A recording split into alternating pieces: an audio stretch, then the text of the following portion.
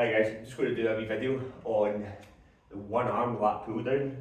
It's an excellent exercise, and obviously while we've only got one lat pull down, it gives us a chance to have three people like at once training this movement.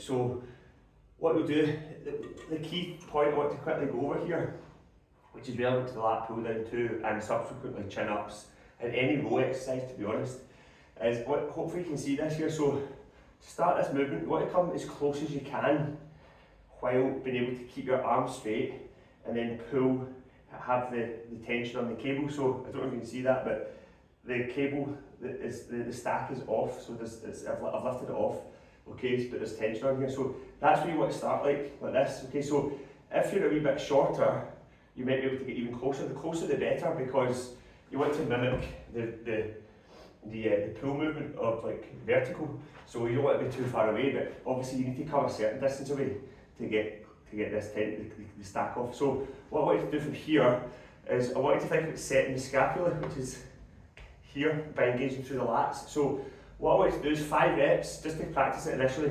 of you're going to pull your shoulder blades back and down without bending the elbow. So if you notice, so look at the amount of movement I'm getting there, okay, and the elbow's not bending, so in other words, I'm not initiating the movement from the bicep, I'm initiating from the big lat muscles here.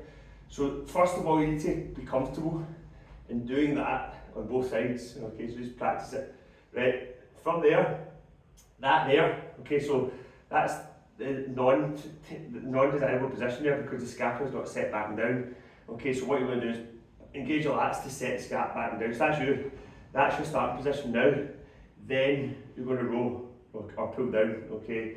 You're then going to come up slowly until your arm goes straight, but don't go further than that. So we don't want you to then disengage and stretch through the lats to the point where the scapula start to elevate. So pull the scapula back and down. That's your start position and also your finish position, okay. So that's the movement there, okay. Chest up and back down, okay. So what we also want to be aware of is don't over try to get because once you start to tire, right, what's going to happen is you're going to start doing this. You're going to start to crunch here and round the shoulder here. The scapula, you might be able to see it if I turn slightly. So what we don't want to see is this, so the scapula starts to elevate and protract, so we don't want that to happen. So just be very aware of that. Okay, keep the chest out, shoulders back and down, and imagine you're trying to keep your shoulder as far away from your ear as possible throughout the movement, okay?